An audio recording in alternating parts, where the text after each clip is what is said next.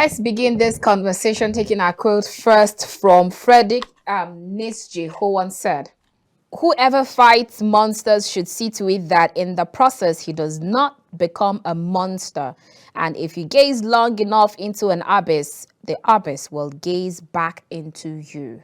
My next quote will be from Mahatma Gandhi, who once said, "I will not let anyone walk through my mind with their dirty feet." Absolutely spot on. Okay, let me take my next quote, and this one is from John Steinbeck, who once said, "Power does not corrupt, fear corrupts, perhaps the fear of a loss of power." My last one will be from Theodore Roosevelt, who once said, "A man who has never gone to school may steal a freight car, but if he has a university education, he may steal the whole railroad." Okay, let's see how this correlates what we'll be discussing today. Very warm greetings and welcome to The Conversation. We're reaching you from Kaftan's television studio here in the nation's capital of Abuja. My name is Annabelle Oji. Today we'll be looking at Nigeria's state of economy, and then also we'll talk about the budget padding, fighting corruption. And my guest on the show today is Dr. Emeka Okengwu, who is a development economist. Great to have you on the show, sir. Pleasure to be here. Thank you. Been a while I've seen you. How while. Have you been? Good. How Nigeria been treating you? Oh, well. You have to heal that sigh. Yes, we're taking it one step a day. I agree. One step at a time. Okay, now let's talk about Nigeria, the economy. Let's start with regards to food prices. How the surge in price of items in the market keeps every time. Like someone actually said, it looks like it's every 2 minutes these days. It's no longer let me go home and come back and then the price has changed. But then with all that is happening, you check the price of a pack of Indomie from we used to buy it at 3,000 naira when I was in university, and now it's over 12,000 naira. That's for the small pack. And then you're talking about other things, cement prices, even water. Everything has gone rocket high. And then let me start by asking you, how would you, we're almost 1 year to the TINUBUNOMICS. How would you actually rate the activities, their activities, their policies that they've been rolling out, and they might even roll out anytime soon, with regards to all that has happened over time in the last few months? Okay, you've asked too many questions at the same time, but let me try to take the one that's the most important, which is how do I rate, or what are these policies that has been reeled out by this present administration in the past 9 months? Probably from that policy overview, we could now start linking it to your other question, which is why do we have food rising by the minute? The most topical policy of this administration would easily be the removal of what people have tended to be fuel subsidy, what others have called corporate corruption, what others have called undercurrent. Okay, what others have said, if you don't let it go, it is going to sink everybody. And there's not been one president in this country, at least in the past 24 years, that has not made an attempt to remove fuel subsidy, or has not identified, the subsidy regimes, okay, as being very cancerous and having the capacity to destroy, the economy of Nigeria. Not one president, from Obasanjo to Yar'Adua to Jonathan to Buhari, and then to Tinubu himself now. So I think it's the most important decision that he is taking. I commend it in its totality. Okay. I think it's the bravest that anybody can want to take, because whoever it is, if you want to look at it as price differential, which is what I have always, told anybody who bothered to listen to me that it is. You want to look at it, I look at it as corporate corruption, or you want to look at it as undercurrent, you want to look at it as social service. It is at the heart, okay, of that imprisonment of every, subsisting administration that we've had in Nigeria. So it took a lion heart. It took a man who could face the immediate consequences to have taken that decision. Okay, so I had a burden. You say it took a lion heart, but then I hear some people say it was unscripted. It was just like trying to show off boss. I like you to No, it's react not. to that. Well, like I said, what happens in Nigeria is that people have their positions, and it wasn't Tinubu that removed the fuel subsidy. It wasn't him. And let me say this clearly, okay? I am not an APC person, so I'm not speaking for government, and I'm not a government functionary, okay? I'm speaking basically as somebody who has a little understanding of how development works, okay? So that he said it offhandedly, he sat down to read it, whatever way he put it. What was important is that he wasn't going to have that shackle on his neck. I mean, that was the message I think he said. Would he have thought it a little better? Maybe. Would he have taken a little bit more of time to be able to read? Maybe. But what was important is that he took a decision, a combined number of about 6 presidents before him couldn't and didn't want to take because of, the consequences, which will now come to the next, answering your next question of Indomie. Okay, when you were in school, being 3,000 and it's now being 18,000, 24,000, 12,000, depending on what pack you're buying. In trying to answer that question, the first thing you will do is to ask yourself, what is the basic ingredient for making noodles? It is wheat. Okay, what it means is that you're not producing enough, okay, so you will need to buy your wheat. And one of the consequences of, removing that subsidy was that it had become apparent that you were going to be floating your currency to take, its size up itself against, whoever else in the market. And if you are going to be trading or if you are going to be importing your ingredient, okay, against a currency that is much more higher in value, much more stronger in value, and a currency, by the way, you were also subsidizing.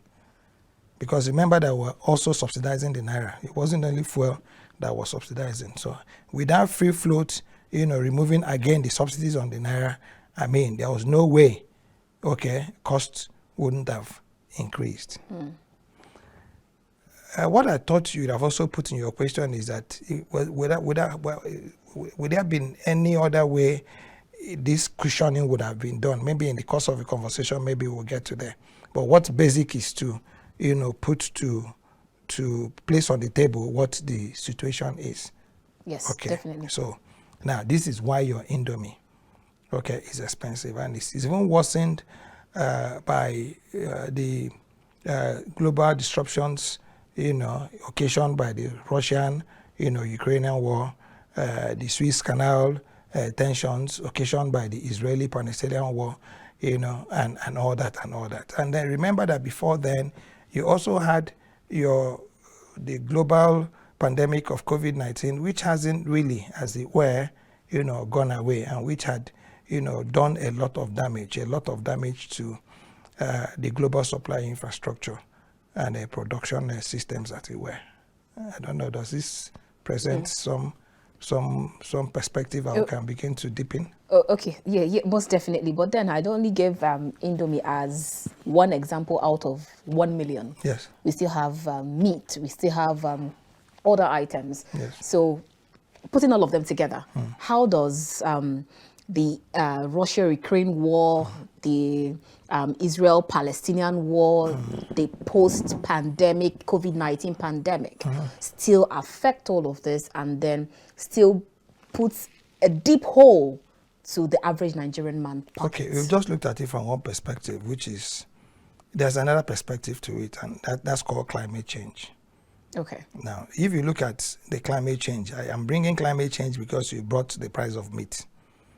Now, remember that hitherto, Nigeria used to be about maybe 40, 50 kilometers away from the desert. Okay, right now, Nigeria is in the desert. Okay, some part of Nigeria, okay, has been overtaken by what they call desertification. And if my statistics is right, at my last knowledge of it, I think we've lost close to 12,000 or more kilometers of land to desertification. Now, what this means is that those lands have become practically unlivable, right? So Okay. remember that your cattle routes, or where you have, a lot of your livestock, in larger quantities, in these fringes of the Sahel. Okay, so those of them who are outside Nigeria ultimately would either lose that stock, which of course we saw animals' bones, drying out in the desert, no water. There was a lot of extermination from all the way from South Africa to Kenya to Mali to Sudan, to northern Cameroon, all the way, into Nigeria. So desertification also has a lot of, direct impacts on every other thing that you didn't mention. Okay, on cultivation, on livestock, on vegetables, on whatever, okay, in this supply chain. Okay. Okay, and then remember that there are now two twin, one is natural, okay, one probably will be as a consequence, of yes. Okay. Okay, so now I hear a lot of people say why things is expensive is because dollar don't rise. Before it used to be insecurity, but now it is what you hear is dollar don't rise. And I recall one video I saw on social media where the man was complaining that he bought a building material and then paid for it only to go back to go and collect it 2 hours later, and then he was told that he has to pay the new price, even though he has paid the old price. And then someone I was just talking to said he went to a very big supermarket in Benin, and the price you see on the rack is way different from the price they would give you from the cashier.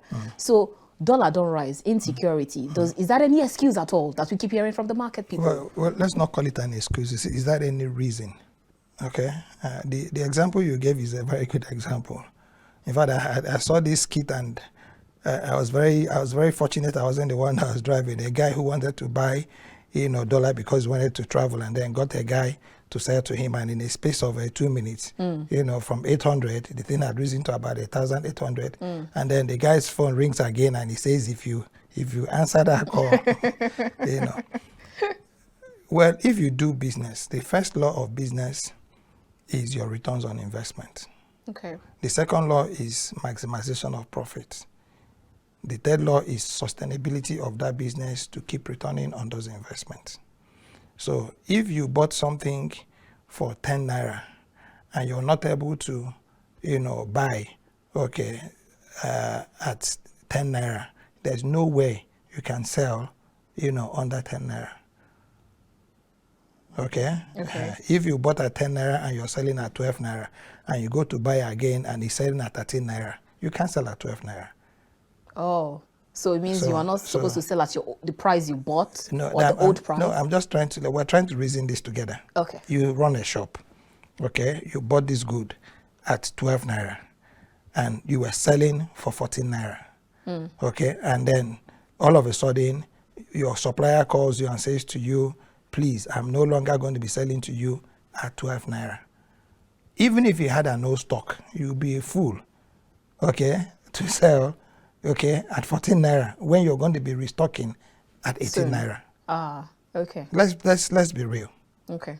Okay, so now what has happened is that because we've not been able to understand the role of subsidy, okay, in supporting production, and that it comes in not in the way we've done it with the petroleum, but it comes in the ways of taxes, okay, tax regimes. And then for you to be able to now sustain some price level or price management, you have to be part or support that production process, because you cannot subsidize what you do not produce. You can't manage it. Okay. You understand? So this is what people don't understand, because our productive capacities have waned. In fact, it's no longer existing. We are now import dependent, almost 100% import dependent. So you are now at the risk of the whims and caprices of whatever new prices, okay, that your producer is ready to sell to you at. And these new prices are governed by the value that he's buying it for. Okay. Doesn't that make sense? Okay. But if you had a production, system that government says, okay, fine, we know that dollar has risen, but we can be able to bring this price down by removing some taxes and supporting you in one or two ways. So even at that high production cost, we are able to now stabilize, okay, this price because we're giving you tax holidays, we're giving you ABC, this support, we're giving you subsidies on this. Now, this is how it operates. But when you have what people tend to call the free market economy, which unfortunately seems to, everything can go, bring in, determine your price, and then that determination of price will be driven by three factors. Factor number one will be the cost you bought your money for. True? Okay. Factor number two will be the value you bought your goods for. Factor number three will be, okay, put together now the taxes, transportation, and then, you need to also factor in your profit. Yeah. So if you factor in these things, would you willingly want to sell at a cost because somebody is crying at a loss? Would that make reasonable business sense? Okay, I think that makes more sense. So, especially to Nigerians who were bashing, saying that Nigerians, we are our own problem. I think that already explains it. So now, because you talked about, we'll talk about the effects and then the fluctuations we find and how we see how our national currency keeps declining, or it's here, it's there, it's everywhere. But then I hear you say, because you made a statement with regards to having knowledge in development economists. I was talking to a professor, and then he's from India, and then he said that Nigeria I'm trying to rephrase his word. He said that Nigeria has sit on a place where they now think that they can they now define development as the ability for people to feed, the ability for people to transport themselves from point A to point B, and then the ability for people to be, at least to an extent, be okay. But for him, is seeing development as the ability for him to travel abroad to see his daughter, who will be graduating in a few days, and the wife will be coming from India, from Pakistan to India. So they can actually travel as in luxury. That's to capital. That's what he means. That's how he sees development. Do you see it in that light? Well, I think he was trying to be sarcastic, more so that you mentioned that he's a professor of development economics too, because it's with a lot of respect, it's very nonsensical. For you to, except you didn't get him properly, for you to equate development to a luxury. That's how he sees it. See, so the fact that he can afford to travel. That's what I'm saying. That's him. Okay, and luxury, for crying out loud, traveling is not even luxury. Okay, and you don't need to be rich to be able to travel. Okay, you need to have the ability to save and then be able to travel. So that means that for you to be able to travel, it does not bequeath wealth. Okay, it bequeaths that you have a job that allows you access to some income. That's what I'm saying. It's sounding a little bit nonsensical. Okay. Okay, because what if for the fact that I can just wake up anytime and decide I want to travel and I can afford it? Well, that doesn't. It's not luxury. It's your right. I mean, that's how we used to live. That's how we live now. You go to Lagos to see your folks. You go to the east to see your folks. Okay, is that luxury? That's not luxury. It becomes luxury when you now fly, first class or business class. But maybe that's what he meant. Well, I wouldn't know. I mean, maybe just fly business class to chill. I'm responding to your question. In the same plane he's flying business class, the other people who are flying economy based, on their income levels. Okay, so affordability, okay, is a right. Travel is a right. Housing is a right. Healthcare is a right. These are the factors, okay, that that's what they call limits, all right, that every human being must attain to be seen as human. There are certain things that you must judge people against: access to transport, access to health, access to housing, access to nutrition and good food, access to education. I mean, this is not luxury. This is your right as a human being. Okay. Now, But some people, yes, might have that capacity in the same travel mode. Okay, decide they don't want to sit with anybody in the same car, and then they charter a vehicle. That's where you now bring in luxury into it. Okay, and this is why in transportation, you also have the one they call mass transportation. Okay, and that is a basic right, of everybody. So, Indian professor, I don't know. I mean, if I was in that conversation, I would have gotten his sense. Maybe he was trying to be sarcastic, or he was trying to send a message. I wouldn't know. But in my thinking and understanding of the way you've paraphrased it, either he didn't get it right, or you didn't get him right. Most definitely, I'm sure I got him right, because I actually, we landed in an argument, and I just wanted to let it go. I said, okay, we're going to talk about it later on. Okay, now let's talk about this precipitous decline of our national currency compared with other global currencies. I hear a BDC operator say that they've been talking about Dutch auction, saying that is the right step in the right direction. And then they say how would multinationals, transmission company, telecos, or electricity company come, or even the Julius Bergers come to Nigeria and then finish, and then they repatriate their money again. And then on the other side, most of them are complaining, we are not even able to repatriate our own currency, and then that's more the reason why we are leaving. So do you see a solution to our forex challenges around Dutch auction? I'll give you what he says. That's the only way to go, but I'm saying no. That's interventionist. Okay. Okay. The right way to go is to give value to your currency, and the only way you can give value to your currency is to take your currency to the markets with goods and services. Okay. Right. I'm sure you know about the BRICS Rubble. Okay, that is going to be coming out, I think, maybe by the 1st of April or something. I wouldn't know.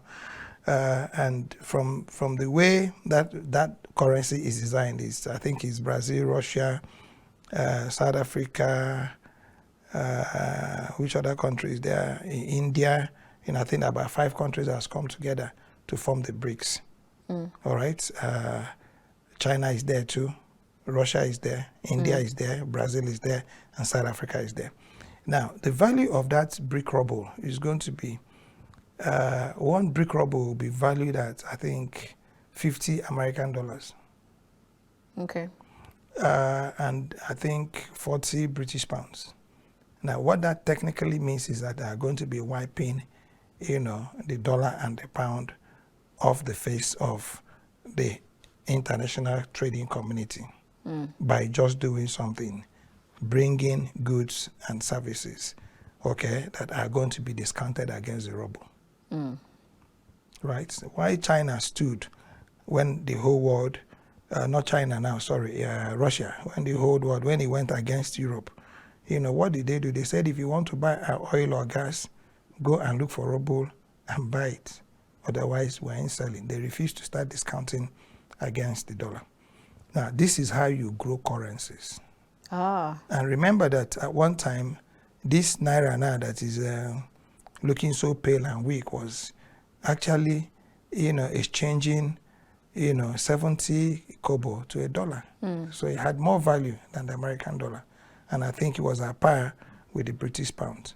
Now, it wasn't because it was beautifully designed. It was because it was trading against, goods and services that were being discounted in Naira.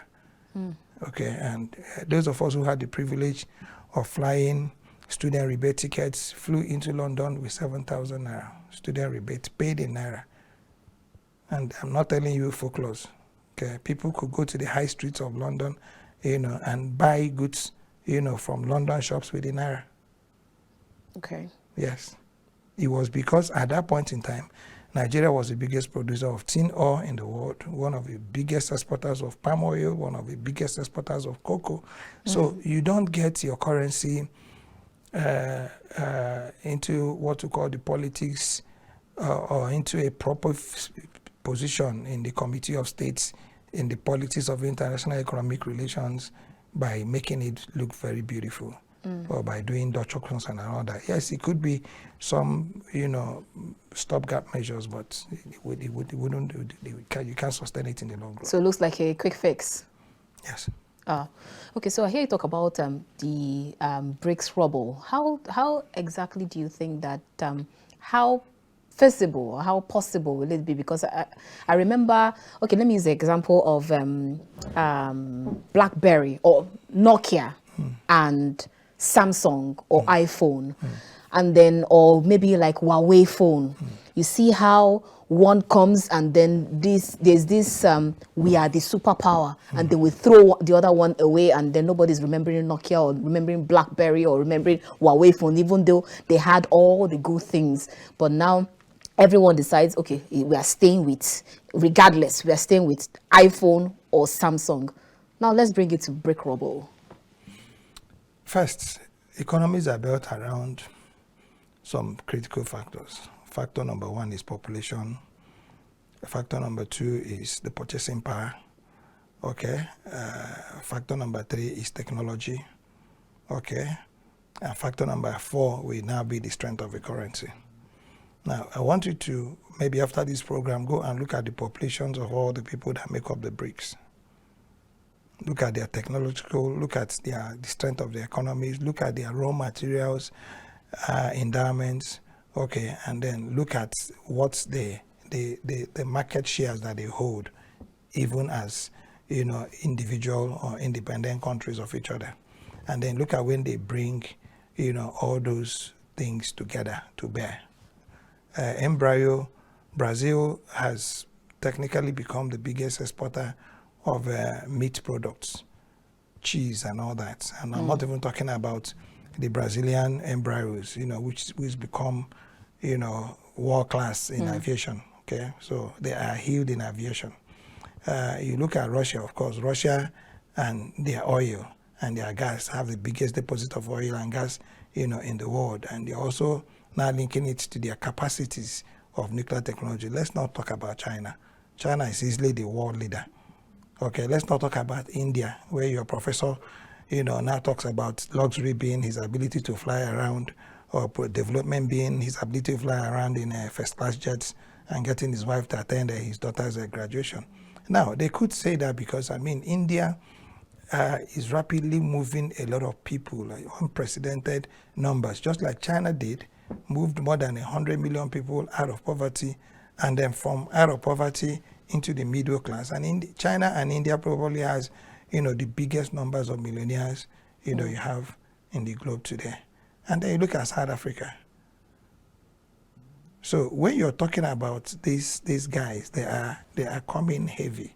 And I think one or two other countries, Egypt, one other country has been admitted into that group. So what they are trying to do is that they're going to be trading amongst themselves. And then why would you want to live where you can earn 50 ruble, okay, and then go to be chasing $1? How does that make sense? You understand what I'm saying? So they're going to be capturing a lot of the global trade, okay, which China already has in his back. Everything, almost everything you can think about now is either going in or coming out of China. Okay, because China was able to, develop its capacity for production and capacity for consumption of raw materials. Okay, and then being able to provide or produce cheaply, for the global market. That's what runs it. But when you come to your Samsung and your Huawei or whatever, it's because you are in this market. Okay, when you also go to China and then look at the amount of people that are holding those Huawei's, you find out that actually Nokia and Samsung might just be a class thing because of the mentality that we carry in Nigeria. Okay, for you to be a big girl, people say, I can't even pronounce what's that? Everybody's carrying an iPhone, everybody's carrying whatever you guys carry these days. Anyway, because of that culture, of that, what do I call it now? I'm trying to look for the word for it. It has to do with your mindset. Okay, it's like now somebody says, "Oh, we're going for dinner," and then you go and tie a wrap and like, Annabelle, are you Where are you from? what are you doing here? Okay, you're supposed to be wearing a tuxedo or some slick looking suit or whatever. So it is a mindset, yes, I found the word now, it's called cultural imperialism. Okay, so if you're not very careful and then you run into that circle, it could make you really, but I don't think Samsung statistically, by their global sales is doing anything better than the so-called Wahoos that we think, But they ran away, with Yayam, and they say all Igbos are the same or all Hausas are the same. I think that's also part of why this is important. Is also created a lot of reasons why we are not able to develop the synergies, emotional, physical, spiritual, that we need to collectively draw our country out of this. I mean, if I would have wanted to see a situation where, yes, times are hard, where all churches in Nigeria would have just donated maybe a Sunday collection or offering, and then committed all of it to buying things that can be able to support, our less, endowed Muslim, brothers and sisters, to be able to go help through them during this Ramadan. Do you know what that would mean? And just look at the awesomeness of what. Just think about it. That the whole churches in Nigeria now will now say, okay, fine, we have a food program, and it's supposed to be. And then the same thing when we're also doing our own fasting, our Muslim brothers could also return the same gesture too, so that people begin to see people from the perspective of humanity and nothing else. Great. All right, so because you talked about that technology, let's also take it to building materials. And then I recall that at some point I was even saying, where is Ashaka cement? Where is Sokoto cement? And then we're having the fight between the Dangote or the Boas. So does that also affect them also? Because I hear some people say it's because of the monopoly. So apart from the technology, do you see monopoly as one thing that affected the fact that we don't have the Ashaka cement and then the Sokoto cement or the Ibeto cement coming forward? Well, this is why in Nigeria, it's only where in Nigeria you have the word political will. And so far so good. This present administration has shown, that they're ready to, break ceilings. But eventually, when you go into there, you find out there are really no glass ceilings. These are just, maybe policy perceptions or policy, articulations or some, I can't get into this. Okay, somebody's going to put a bullet in my head or whatever. Okay. Now, point I'm trying to make is that it now comes back to the subnationals being able to take their destinies into their hands. Okay.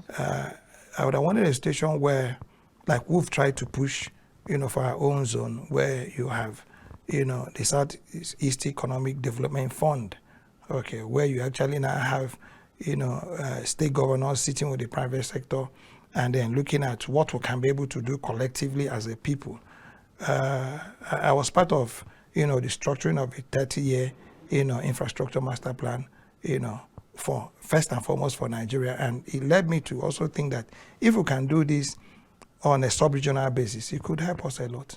Okay. So that part of what it is, governors could do is not to complain about the dwindling revenue, from the federal government, but they could, whatever it was they had, develop some, budget support systems that could, seek people who could advise them on how they could use, their human resources, turn it to capital, use their natural resources, turn it to products that can, actually now give them a niche in the market.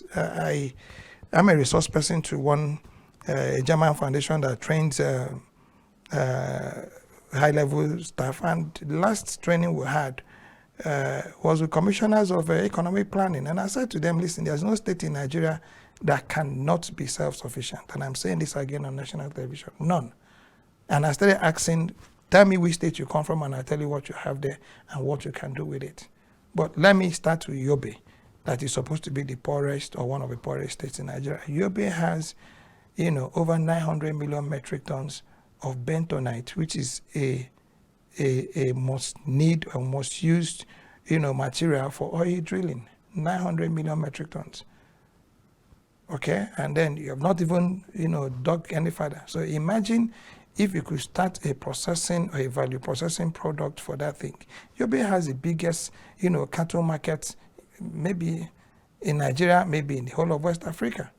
Now, imagine what could happen, okay, if Yobe started supporting that market with forage, started making deliberate efforts to be able to, produce forage and sell and fatten those, cattle, maybe take them from whatever weight they get into the cattle, into the market to something by just adding 100 or 200. So the solutions, Annabella, are there. But I think what's the major problem is that there's a fixation to, like I said, creed, okay?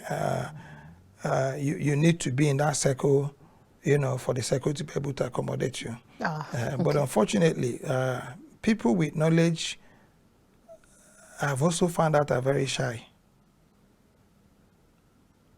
Okay, and they're very big cowards. So they just keep it to themselves. No, I'm looking for a job. No, please, I'm not. And then he takes off. But I say to people, you can publish these things if you have an opportunity to talk about it. Talk about it. If we're alive today without government patronage, then it simply means that maybe it's not all of us are supposed to be in government. I'd rather sleep and wake up when I want to wake up, than wake up every morning and I'm going to be writing, long sentences of what I'm not very sure I would want to do. Okay, so that, by the way, what's important is Nigeria has everything we need, to become not only a great nation, but to become one of the greatest nations on planet universe. Oh, wow. All right, our time is fast spent, but if you can help us in 1 minute, what are your thoughts with regards to the Orosanyas report? I hear Ramfak saying that it is the best way to cut cost of governance, and so let's get your thoughts in that regard. Orosanya report, yes, but it wouldn't solve the problem, unfortunately. Oh, wow. It would reduce, yes, cost of governance. You would, at that level of, probably DG, board members, directors, and all that. But it would not totally solve the problem. What you need to do is to rejig, okay, the MDAs and align them. Not scrap? No, you can, even after scrapping, you need to also realign. Okay. Okay. You have water resources not knowing what agriculture is doing. You have education not knowing what science and technology is doing. Okay. You have national planning, not knowing what probably labor and productivity is doing. So if you do not, begin to also look at the whole government and then probably break them into 4 major streams. Stream number 1, administrative, MDAs. Stream number 2, operational MDAs. Stream number 3, technological support MDAs. Okay, and then stream number 4, maybe revenue or whatever, and then get all of them to now, begin to matrix their programs. Okay. You now need to now begin to sequence it. Before you know it, you have a country that's running like a business. Okay, and if you don't do so, everybody can start at the same time. There must be that agency that does the planning. There must be that agency that starts the plan. There must be that agency that oversees the plan. There must be an agency that supports the plan. Okay, and then there must be that agency that now takes the plan to the market. Now, but if everybody monitor. Beautiful. If everybody starts at the same time. I get it. What a fine place to leave this conversation. So many things to talk about, but then time is never our friend. Thank you so much, Dr. Emeka Okengwu. Always a pleasure having this talk with you. Pleasure to be here too. Thank you. Great. All right, viewers, that's where we leave this conversation for today. We have been chatting with Dr. Emeka Okengwu, who is a development economist, and I'm sure you must have been rightly educated, entertained, and informed. I have learned a lot, and most definitely I'm willing to run with it. And like he said, we should all see ourselves as one brother and sister. See me first as a Nigerian before you ask me where exactly are you from. And that way we can build our country together. My name is Annabelle Oji. God bless you and yours. God bless Nigeria.